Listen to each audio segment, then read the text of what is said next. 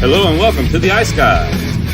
This is the show that takes you into the world of the National Hockey League. Every game, every day, from a betting perspective. With pro sports handicappers, Ian Cameron, Alex B. Smith, and various guests from the world of hockey and sports betting.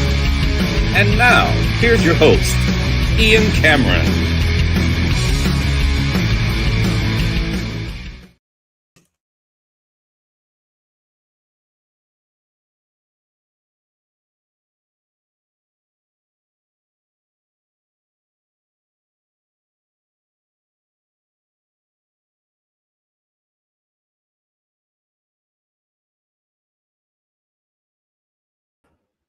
Welcome to the Ice Guys, Saturday, May the 9th. Ian Cameron with you. Nothing like trying to start the show and realizing that your camera's unplugged, but we're ready to go. Saturday, May 9th, 2 games in the NHL Stanley Cup playoffs. We've got Carolina and Philadelphia coming up, as well as Colorado, Minnesota. It's Game 4 of Hurricanes Flyers, only Game 3 of Avalanche Wild. I almost forgot that series even existed still, with the long break between games due to arena conflicts, obviously building conflicts, which is why Game 3 of the Colorado-Minnesota series is only happening tonight. But excited about the 2 games. Alex was planning on being here today, but change of plans, schedule plans with the family back home in Chicago, so he won't be on today. He sent me his card. I will tell you what his plays are. I'll post them on Patreon later as well for Patreon members, so we'll get that taken care of. We'll look back on yesterday, and Jared Allen was a great guest yesterday. I thank him again for joining us on the Ice Guys show yesterday. Great to get the perspective of a former NHL pro hockey player like him, who is still involved with hockey development, skills training, skills coaching right now on the West Coast in BC, and he was a great guest. His insight was great. We're going to try to get Jared back on for another couple of times, once in the conference finals and once in the Stanley Cup final as well. And yesterday was a great day. Excellent. I have no complaints really about the betting results other than Anaheim. That was really the only stinker, if you could phrase it like that, as far as the betting board yesterday. Everything else, all our reads were very good, including the Montreal Canadiens yesterday. We figured they would bounce back against the Buffalo Sabres, and they did just that. They jumped out to an early 2-0 lead in the first 5 minutes of the game with goals from Alex Newhook and Mike Matheson, and you could tell they had kind of stunned the crowd, stunned the Buffalo Sabres as well, and you could tell they just came out with force, came out with aggression, were on the puck, were winning those battles, controlled the flow, and right away you could tell Montreal was ready to play after, from their standpoint, a disappointing Game 1, and they just really controlled that game for the most part. There were instances when Buffalo had a chance to get back into the game, but like Zach Benson, who was easily, there weren't many good Buffalo Sabres players last night, but Zach Benson by far was their best player. He got the only Buffalo Sabres goal. They were down 3-0 late in the second. He gets that goal in the final minute of the second period. That goal had a real chance to be a turning point in the game for the Buffalo Sabres, because they had some legit momentum going into the third period. But unfortunately, the momentum did not last long. Alex Carrier with a bar-down shot off a turnover in the neutral zone by Tage Thompson. I'll get to Tage Thompson in a minute. It was probably, from a player of his stature, one of the worst, most horrific, most horrendous games you'll see from someone of that caliber last night. I'll get to that in a minute. But 4-1 Montreal, and then Nick Suzuki into the empty net to make it 5-1 for the Montreal Canadiens. So they pretty much control that game for the most part and tie up the series 1-1.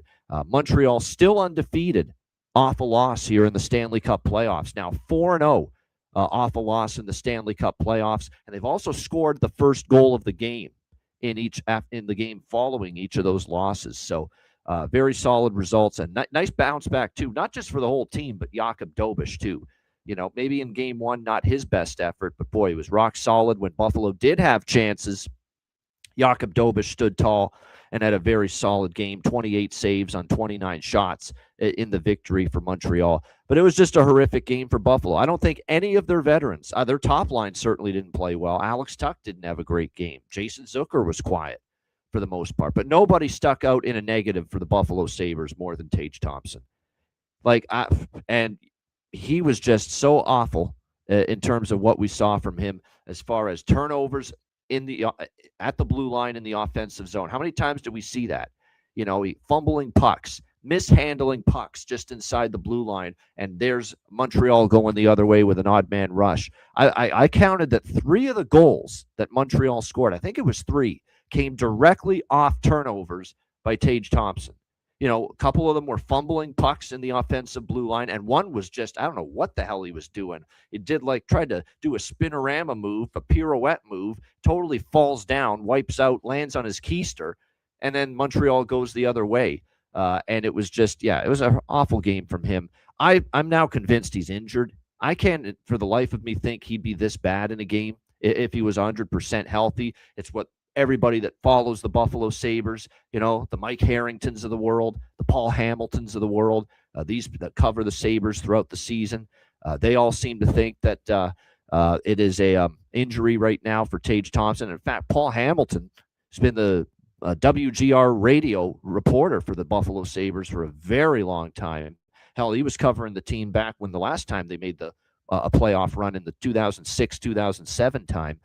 He just came and directly asked Tage Thompson post-game, "Are you injured right now? Do you have an injury?" Now, I didn't love Tage's response. That's none of your business. I get it. There's this secrecy. We can't divulge injury information at this time of year. I get that part of it.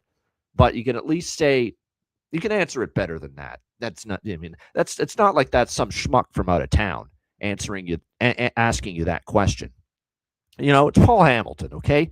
The guy's been reporting Buffalo Sabres and in that dressing room asking questions for 20 years of this team and the players on this team.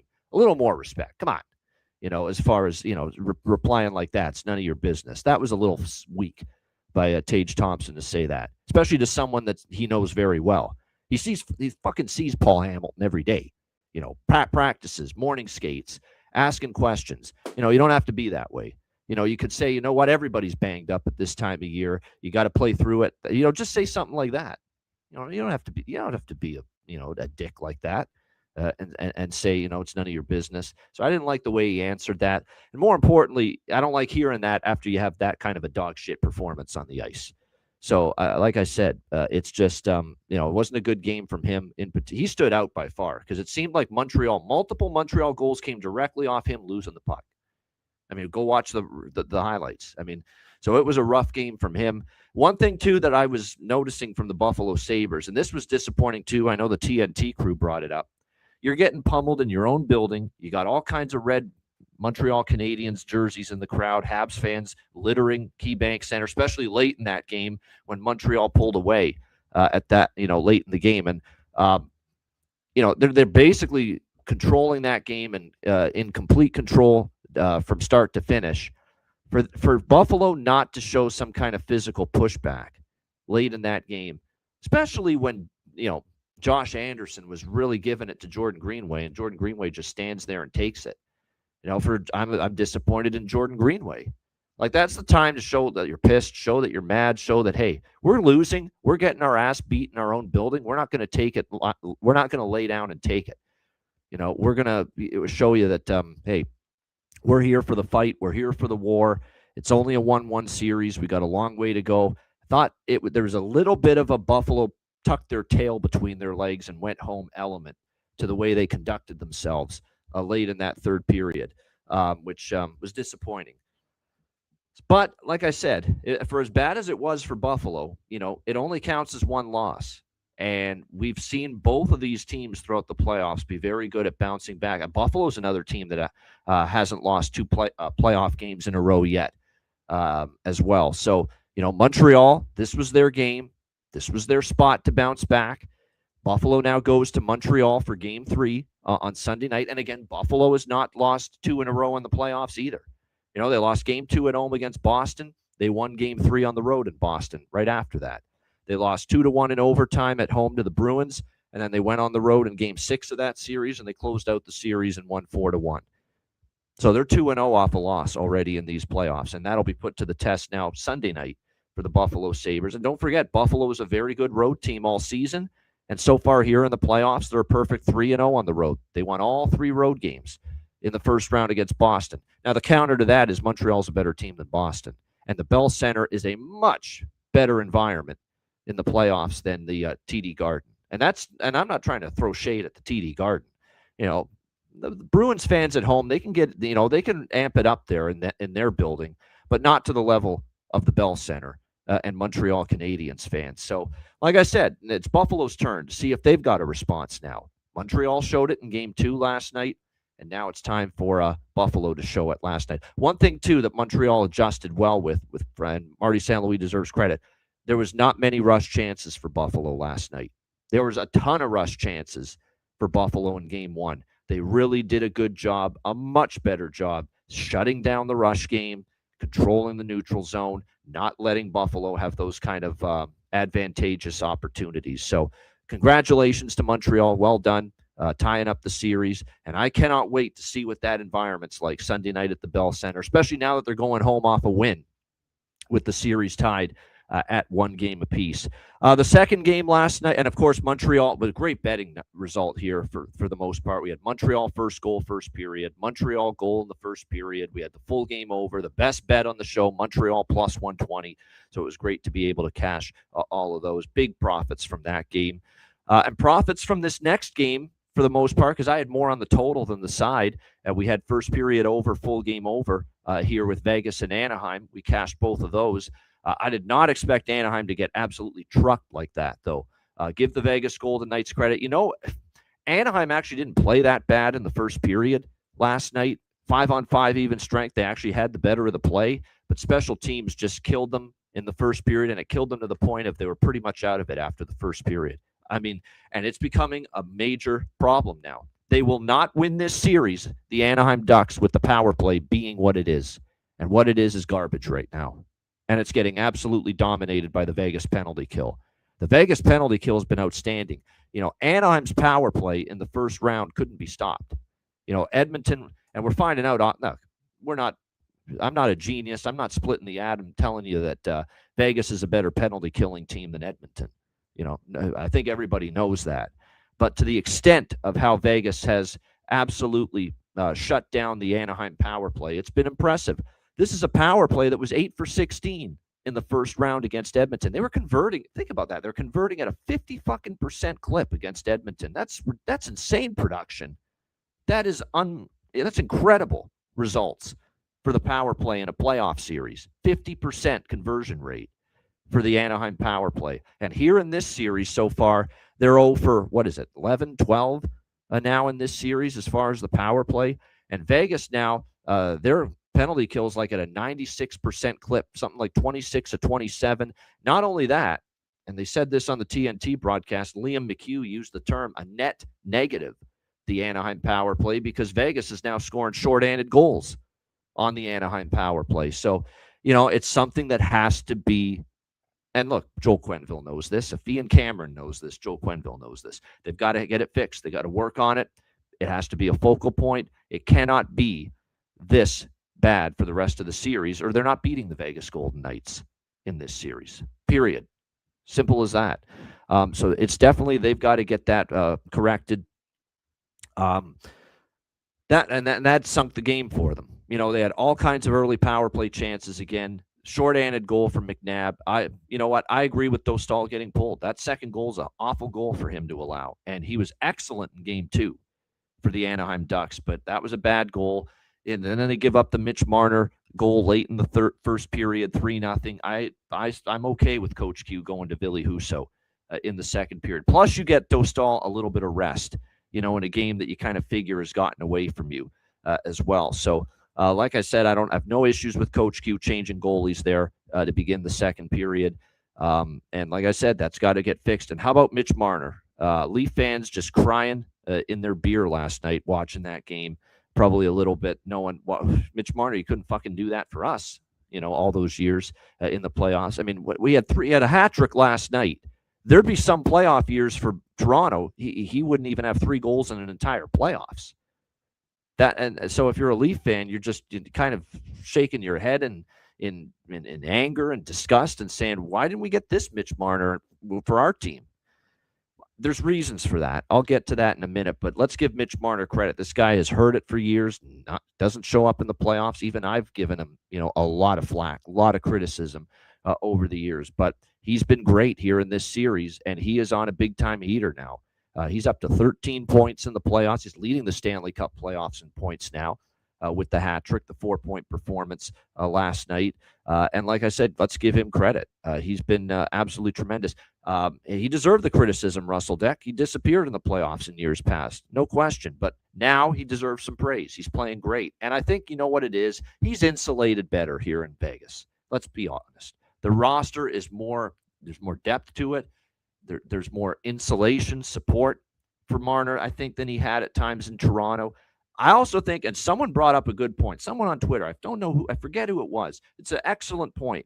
Let's also, while it's excellent what he's doing, he's playing at a very high level. This is the Mitch Marner that, we've been hoping to see in the Stanley Cup playoffs for many years. But let's keep this in mind. This is a really salient point. Toronto, for the last several years, they've played ultra physical teams in the playoffs, right? Boston over the years, multiple times. Tampa Bay's got physicality to them. They've had to play Florida multiple times. The Toronto Maple Leafs, physical teams that just have a way to grind you into the ice, take away your time and space, and make life difficult for their opponents, including a player like Mitch Marner. Well, Vegas in the first 2 rounds have faced Utah, young team, not nearly as physical, not nearly as stout defensively, and Anaheim, younger team for the most part, not nearly as stout, not nearly as physical. More room to operate for Mitch Marner. You're not getting pulverized on every shift out there on the ice. So I think that is a fair point. Why did he struggle so much in Toronto? I think opposition had a little to do with it. Physical, just, beat your head into the glass type teams like Tampa and Boston and Florida. Those were always the teams Toronto had to run up against in the playoffs all those years when Mitch Marner was on the team. And those were teams that made Mitch Marner pay a physical price. Do you see Utah making Mitch Marner pay a physical price? Do you see Anaheim making Mitch Marner pay a physical price here so far in these playoffs? No, not as much as those teams did when he was in Toronto. So I think from that is something to keep in mind too. Before we all say, well, he did. It's not that he didn't care in Toronto. It's not he didn't try in Toronto. He did, but he didn't get it done. And he's got to own that. But I think part of it is the situation around him, the support around him with the Leafs, not nearly as good as the support around him with the Golden Knights. And, of course, I think the opposition matters too. Like, just they made you pay a physical toll.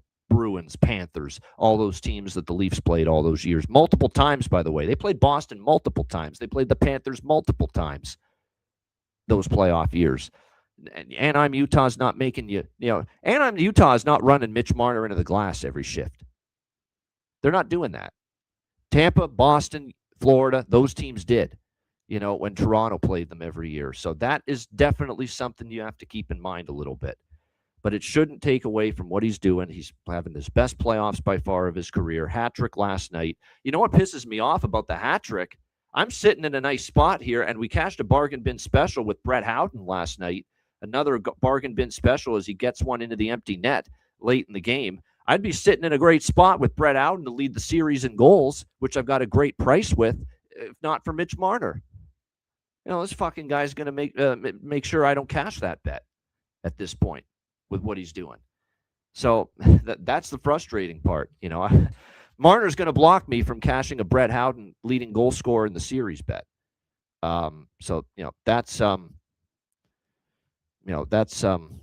disappointing. But no, he's been great, and he had his night of nights last night. No pun intended, because I know it's the Golden Knights, but he had the night of nights for the Vegas Golden Knights last night. Mitch Marner, his singular playoff moment, as far as dominance, as far as he couldn't be stopped. And what's impressive too is his defensive game is really good. It really is. If you watch what he's doing defensively, it's not just the points. Like, it's great to acknowledge it on a night like last night, hat trick and a 4-point night, but his defensive play, being responsible, it's there right now. And, I think he's always had that. I think at times he's had bad mistakes with the puck in Toronto, but now you've coached up by a guy like John Tortorella. who's probably going to even be someone that's going to even enhance or extricate those little mistakes out of your game, especially because he is so strict upon being responsible defensively, blocking shots, all those things when you play for a guy like John Tortorella. But yeah, Mitch Marner, well done. Phenomenal game last night, and Vegas up 2-1 in the series. But before we write off Anaheim, they, like Montreal, have not lost 2 in a row here in these playoffs. And that was a stinker last night, 6-2. But this team is also undefeated off a loss. Anaheim has not lost 2 games in a row yet in these Stanley Cup playoffs. Perfect. 3-0 off a loss in the playoffs. Lost game 1 to Edmonton, won game 2. Lost game 5 to Edmonton, closed them out in game 6 of that series. Lost game 1 to Vegas, bounced back in game 2 and won. They are 3-0 off a loss. I like Coach Q's message to the team. Look, clearly nobody was happy. He wasn't happy. And by the way, don't buy into this, that, goalie controversy in Anaheim because Coach Q said we'll see who's going to be the starter in game 4. It's going to be Lukas Dostal. No question about it. It's not going to be. Did you see Ville Husso last night? Did that look like a guy you trusted to start game 4? No. A couple of those goals were pretty bad, to be honest, for Ville Husso. But he's put in a tough spot. Maybe doesn't expect to come into the game. There's no doubt about it. Lukas Dostal is your guy. He's your number 1 goalie. He's bounced back before after a rough night. He is the goalie in game 4 Sunday night. So, that's just Joel Quenneville playing mind games, I think, with the other side, saying we'll see who the goalie's going to be. It's going to be Dostal Sunday night. But I like what he said after the game, saying, I think we've got some learning to do. And the exact quote that we heard from Joel Quenneville post-game last night was, let's get ready to go to war. You know what that message is from Joel Quenneville to his team? And look, he's already done such a great job, and this young team has come so far in such a short period of time from where they were last year, looking like a mess with in the last season with Greg Cronin. That's why he's no longer there. It just didn't work. They weren't responding to him, and how improved they've gotten in so many areas in the first season with Joel Quenneville, which proves why he's the second winningest coach in NHL history and why he's won multiple Stanley Cups. I like that he said that in the postgame. Let's get ready to go to war. The translation of that quote is, you're all babies in this league for the most part. Most of you, except for Alex Killorn, except for some of the other Chris Kreider, some of the other veterans on this team. But for the most part, you're all babies in this league. Even Troy Terry. Troy Terry's never been in the playoffs before. This is new for him. But especially Leo Carlson, our guy Seneca, all those guys, they're all babies in this league. They're all young kids still. So his message was, you're all babies in this league for the most part. Are you ready to put your big boy pants on and grow up on Sunday night in game 4 with potentially your season on the line? That's really what Joel Quenneville was saying there with that let's get ready to go to war quote before the at the end of the game, after the game last night. So, like I said, we got 2 great coaches here, Quenneville and Torts. Yeah, absolutely. So I'm excited to see what kind of response we have from Anaheim in game 4. I think we'll see one. Now, it doesn't mean it's going to be enough to win, but I expect a much better Anaheim team coming up on Sunday night. All right, let's get into today's games. We got 2 of them. We'll begin with game 4 as the Carolina Hurricanes look to not only bring out the brooms for a second straight series, but they look to make some NHL best-of-7 format playoff history here today against the Philadelphia Flyers. Carolina minus 190 road favorites, 5.5 the total. Carolina 3-0 series lead, looking for the sweep. No team in the best-of-7 Stanley Cup playoff era since 1987, since they went to best-of-7 format. No team has started the Stanley Cup playoffs 8-0 with back-to-back 4-game sweeps to begin the playoffs. No team in history has done that. A handful of teams have swept the first series and gone up 3-0 in the second round, but none of them were able to complete the second consecutive sweep in the second round. So this is Carolina trying to make history, and the Carolina Hurricanes players, I'm sure, are aware of it. So, does it incentivize them even more to finish the job today? We have a chance to make some history. No team in a best-of-7 format in the last 40 years, has won back-to-back series with 2 straight sweeps. So that might incentivize them. I just don't think Philadelphia has much left to offer at this point. I mean, that was their best shot in game 3. Another situation where I thought they had a good start. They had that shot out of a cannon beginning in the first period. They had some chances. Konechny hits a post. Martone hits a post in the first 10 minutes of that game. And then, of course, Carolina survives all those chances Philly had, gets on the board with the first goal, 1-0. And then, it was an uphill battle from there for the most part for the Philadelphia Flyers. Carolina just makes you play a game you don't want to play when you're behind them. But yeah, they got the 1-0 lead. Zegras did tie it, but the Jalen Chatfield shorthanded goal was an absolute backbreaker. It was a killer because it was 1-1. Flyers had steadied the game. They were just about to go on the power play, and then you give up the Jalen Chatfield shorthanded goal, and it was just a huge momentum crusher for the Philadelphia Flyers to go down 2-1 late in the second. And then Svechnikov scores on the power play 3-1. Ehlers adds to it 4-1. The air was out of the balloon in the building and the team. They got frustrated at the end. And then, of course, once Carolina's got a multiple goal lead against you, good luck. Good luck trying to come back. You're up against it. So, they obviously, look, they got to have a strong start here. But we've said that all series. And, they had the strong start in game 3. They just couldn't put the puck in the net. And once Carolina gets that first goal, it's more disappointing. At this point, it's just even more difficult for Philadelphia. So I think there's a very strong chance this series ends today. And another reason why I think it could end today is because I think Carolina is motivated to make history. I think they know about it. They know, we're talking about it. Of course, they're going to know. They have the chance to be the first team to have back-to-back sweeps to start the Stanley Cup playoffs in history. So we'll see about this. But like I said, now Philadelphia is a franchise that came back from 3-0 down some 15, 16, 17 years ago against Boston. They were down 3-0 in the series, came back to win. This is a bit of a different animal here when it's all said and done. What I'm going to do here is something unique. I'm going to go the bigger bet for me is going to be Carolina puck line -1.5 at +145 is actually the best price I see with Carolina puck line. Never mind the money line, because again, if Carolina's leading in the third period, we're going to have the empty net situation, probably longer than normal. Rick Tocchet will pull Dan Vladar, especially if it's a multi-goal deficit. You could see Dan Vladar pulled with 5-6 minutes to go in the third period. So there's going to be opportunities for Carolina, to pile on goals later in the game if they're leading, just like they did against Ottawa in game 4, when they were up in the third period of that game. Now, in that game, they were only leading 2-1, in the third period. But Aho got an empty net goal to make it 3-1. Dylan Cousins actually scored for Ottawa to make it 3-2. And then Sebastian Aho got another empty net goal to finally put it away and give Carolina 4-2 series clinching victory in game 4 against Ottawa. So, I think what you want to do here is you want to take a shot with that plus money, -1.5, +145. I'm going to have a piece of that.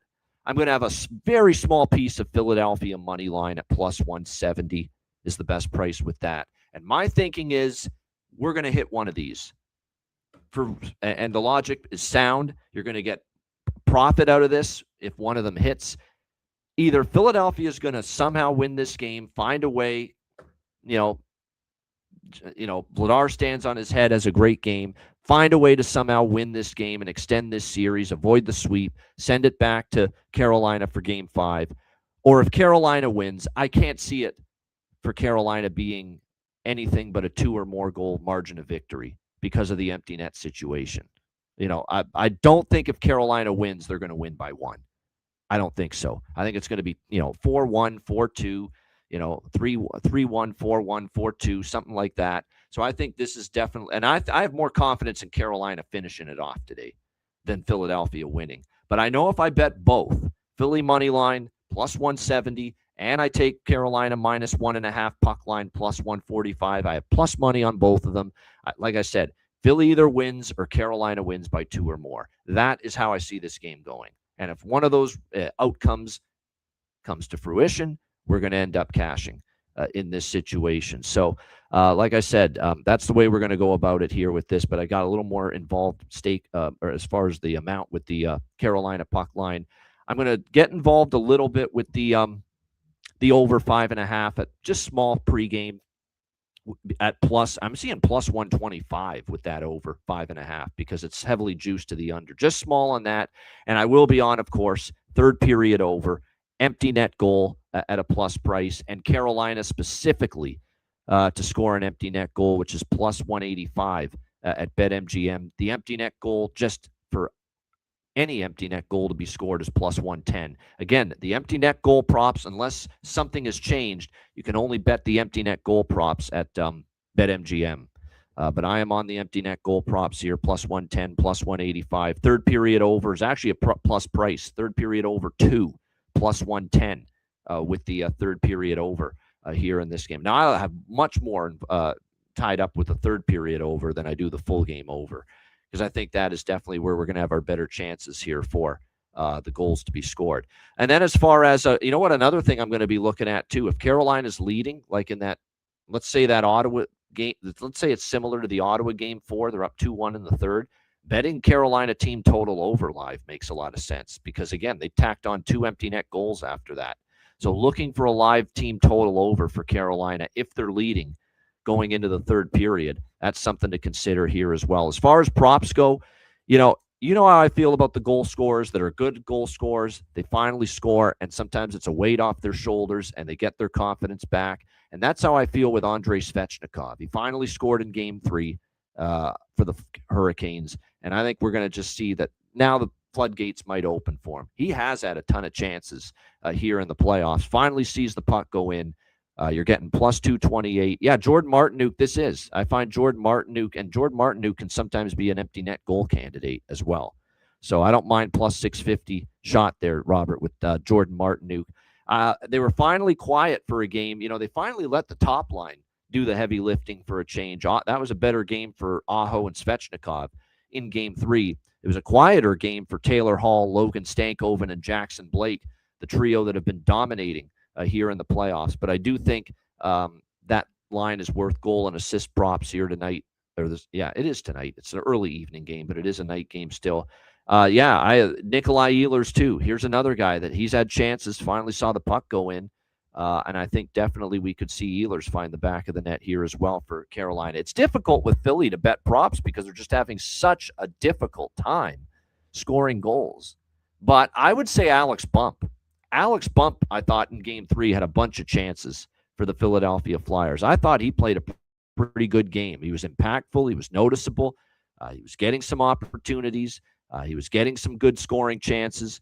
So I think if I'm going to look at anyone in the Philadelphia direction, Alex Bump, I think, is going to be worth Martone as well. In fact, that line was clearly, in my opinion, more dangerous than the Forster, Dvorak, Konechny line for the Philadelphia Flyers. And I don't know if we got much from the other lines. Grundstrom, Barkey, and Mishkov were pretty quiet.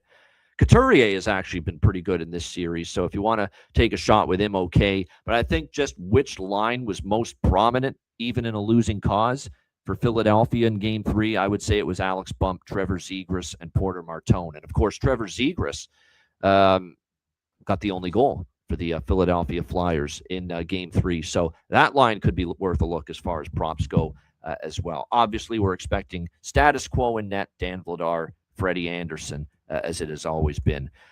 Wow, the series that we thought no longer existed. They're finally back in action and playing Game 3 tonight between the Colorado Avalanche and Minnesota Wild. Colorado minus 130, road favorites here in Game 3 as the scene shifts back to Grand Casino Arena in St. Paul. We've got Colorado minus 130, road favorites, 6.5 the total. There are a couple books that have 6s with the total, but most books are currently listing this at 6.5 as far as the total. Obviously, Colorado leading this series 2-0. I've been clear and on record here when it comes to Minnesota. No Joel Eriksson, no Minnesota. It's that simple. If he doesn't play, there's no chance in hell I'm entertaining a bet on the Minnesota Wild tonight. None at all. He has to play. He has to be in. I think he's going to play. hasn't been declared yet. He was on the ice for practice yesterday for the Minnesota Wild. He's going to be a game time decision. I'd love to be able to tell you, he's hasn't been ruled out, but he hasn't been certainly confirmed in. He's still got to be given the green light. This is going to be one of these situations where we're not going to know probably until the pregame skate at approximately 8:30 p.m. Eastern time before this game starts tonight. We're not going to know that he's in until that point. If he's in, maybe I give Minnesota a small shot here because I would expect this to be their strongest effort of the series so far. But if he's not in, I can't back them. And even then, I'm not in a rush to step in front of Colorado. It's kind of like Carolina, these two teams that seem to be on this potential Stanley Cup playoff collision course. Why invent reasons to bet against them? Why? They haven't lost in the playoffs. Carolina's 7-0. Colorado's 6-0 here in the playoffs at this point in time. Why invent reasons? Why poke holes and find reasons to bet against Colorado right now, or Carolina for that matter? That's where I'm at. It's an exercise that I don't feel excited about doing. And it's not like Colorado can't go on the road and win hockey games either. This is a team that's got tons of, cup winning experience. A lot of these guys were on the team that won the cup a few years ago. And you look at their road record this year, look at their record overall in the season, and playoffs included. 30 home wins, 31 road wins for the Colorado Avalanche. So don't tell me they can't win on the road or don't know how to win on the road or aren't capable of winning on the road here. They've been absolutely outstanding on the road this season. So this is one where probably what I would consider right now is Colorado has scored 5 and 9 in this series. I think, now look, John Hines is a moron if he doesn't put Jesper Wallstedt back in net, and I'm sure it's going to be Jesper Wallstedt back in net here tonight for the Minnesota Wild. It was a bad decision from the beginning to put Philip Gustafsson in. I have no freaking idea what he was thinking. It's just ridiculous for him to do that. He hadn't played well down the stretch of the season, Philip Gustafsson. Everybody knew that. That's why Wallstedt was the goalie down the stretch, because Gustafsson was not playing well. Not only was he not playing well down the stretch of the regular season, but he also had been off for several weeks, and you knew he might be a little bit rusty, not sharp. And the first goal from Natchez should have been stopped. The Nick Waugh goal was terrible to give up by Gustafsson in Game 2. And it was a bad decision. It totally blew up in John Hines' face. It was bad. Bad coaching decision. Simple as that. And you take Wallstedt, you take him out for one game when he was so good in the Dallas series, so good in the regular season down the stretch. You take him out after one bad game in a game where nobody was playing any freaking defense. There was no help offered for Jesper Wallstedt defensively in Game 1. That was just one of those games where the defense was just a mess both ways. And you're going to pin that loss on the goaltending and make that kind of change? It was ridiculous for John Hines to do that. Ridiculous. And now they're down 2-0. And I think Wallstedt's going to play. He's still been the better goalie than Gustafsson. Can he bounce back? He certainly can. He's played well. But now you've planted a seed of doubt in this young goalie's head that maybe he's not good enough when you didn't have to, if you're John Hines. So, it was just not smart for him to do that. And it clearly didn't work. And that's concerning to me. I'm going to be on Colorado team total here. That's the one bet I like, regardless of the Minnesota situations with the personnel, regardless of Joel Eriksson's status. What's going to change just because they're in Minnesota? Colorado scored 9 in Game 1, 5 in Game 2. They finally found their offensive footing here. And if you actually look at the games in Minnesota, the last time they played in Minnesota was December 21st. Colorado won 5-1 here in this building. 5-1 was the score in favor of the Avalanche. So I'm going to look to that team total for Colorado. This will be a bet regardless of the Minnesota situation, over 3.5 plus 112. Best price with the Avs team total here in this game. We've seen in this series so far, over bifecta cash both times. First period over, full game over. I'm running it back. I mean, I'm disappointed I got cold feet on the over in Game 2. I said, well, they're going to tighten things up, 15 goals, 9-6. Both coaches are not going to want that again. It needed an empty net goal to get over from Nichushkin at the end of the day, but there was still a pretty good pace in that game.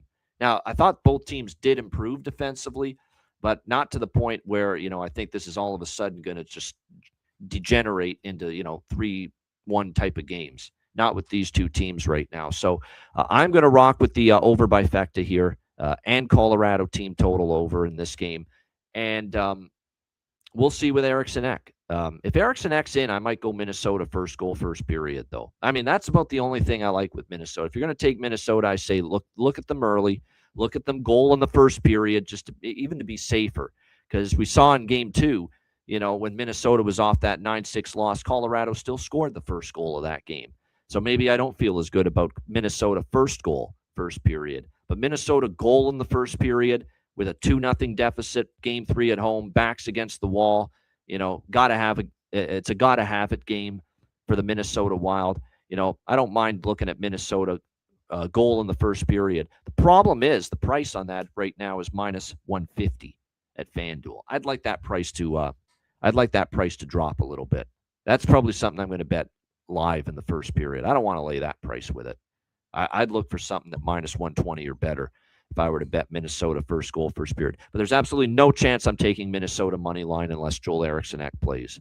And again, they are 1-8 in the last 9 playoff games without Joel Eriksson Ek in the lineup. That's how significant he is to this team defensively. I mean, the results don't lie. You think, it's only one player. It's a very important player. Face-offs, defense, penalty kill, gives you offense too.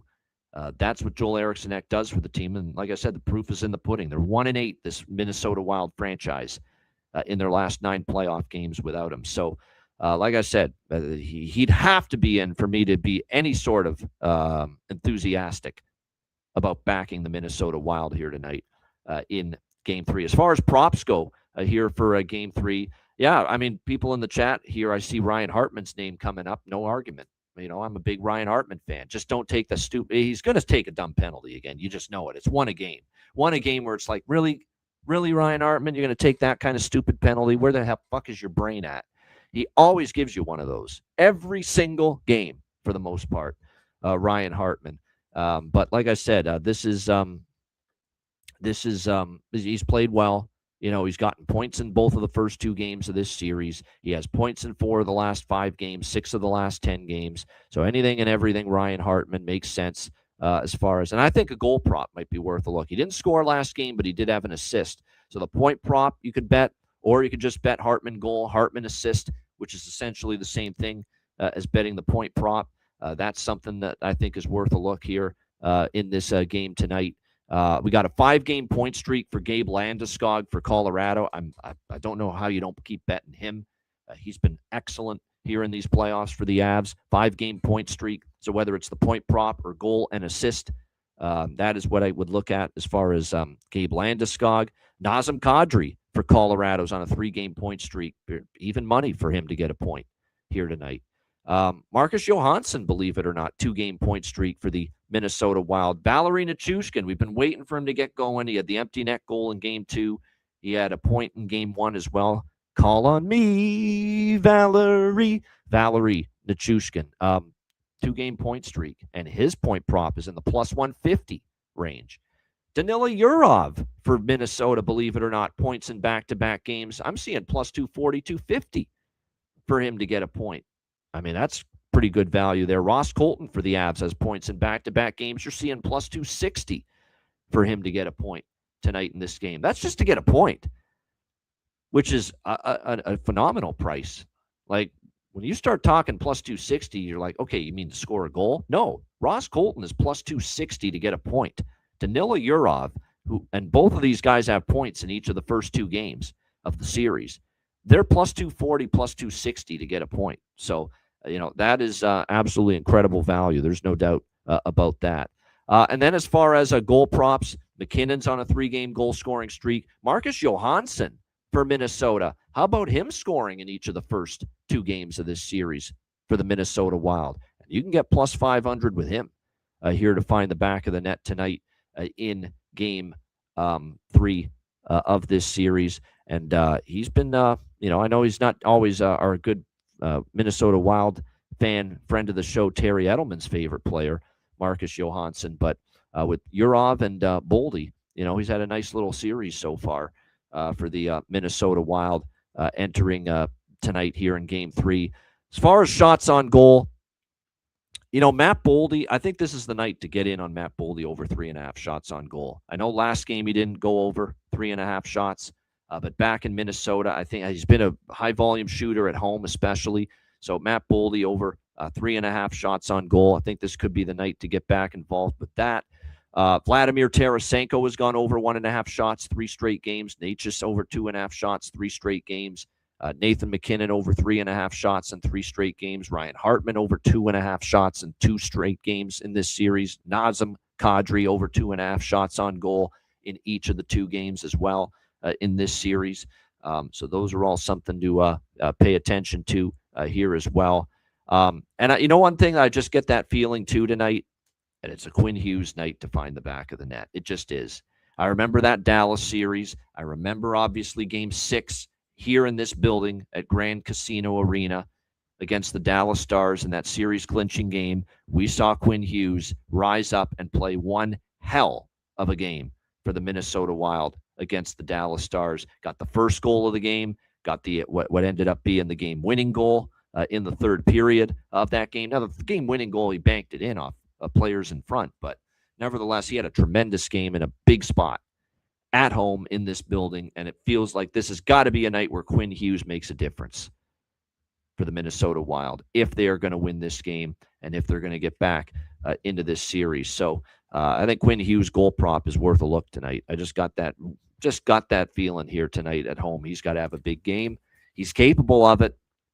We'll see if he can bring it here for the Minnesota Wild tonight in this one. Before we wrap it up, too, I just want to mention one more thing about the Carolina-Philly game.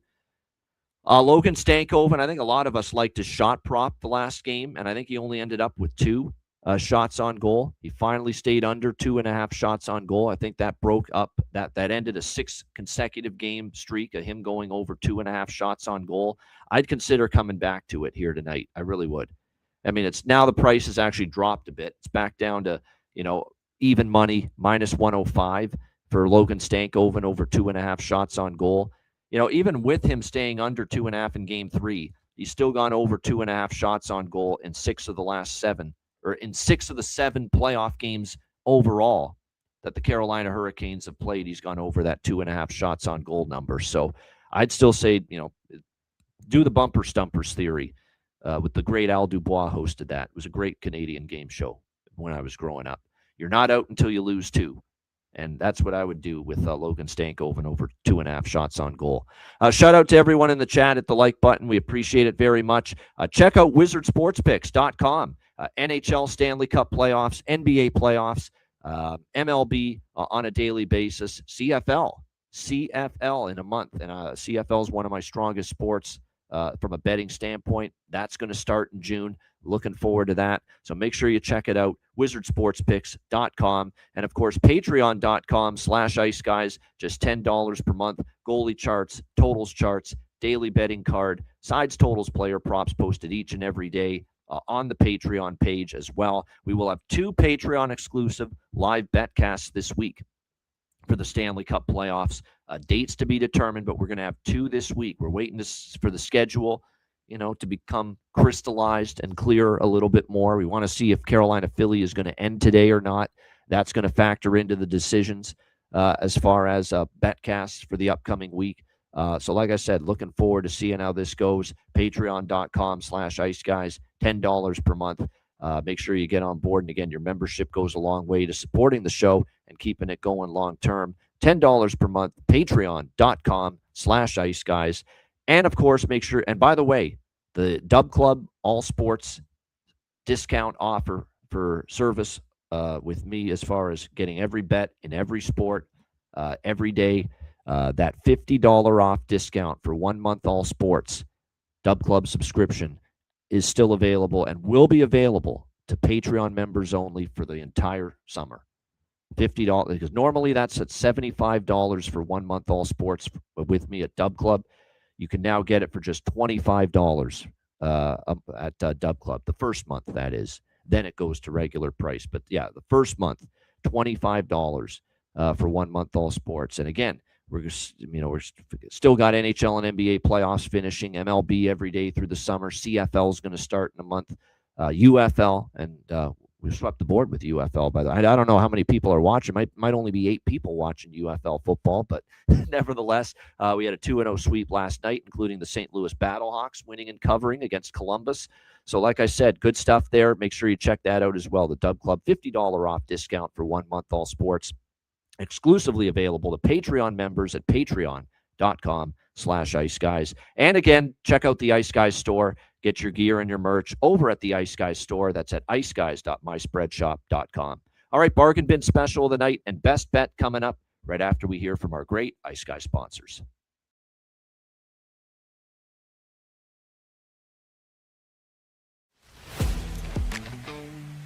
Wizard Sports Picks, featuring the finest handicappers in the universe. Sharp insights, trusted picks, and relentless results. We strive to help you become consistent winners. This is Wizard Sports Picks.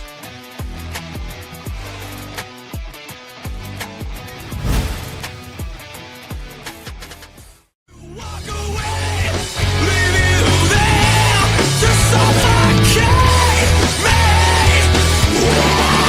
Watch how suffocates.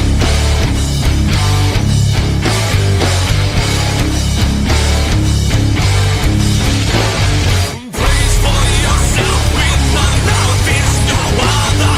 Straight from the path of the shadow, say to kill me. All right, before we get to my bargain bin special of the night and best bet to wrap up the show, is Eriksson Ek out? I'm seeing Benji reporting that in our YouTube chat right now. He is out. No Eriksson Ek, no Brodin.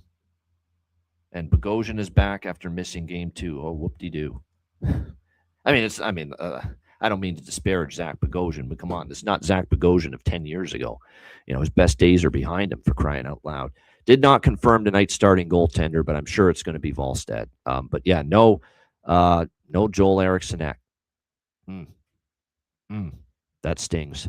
That stings. They're 1-8.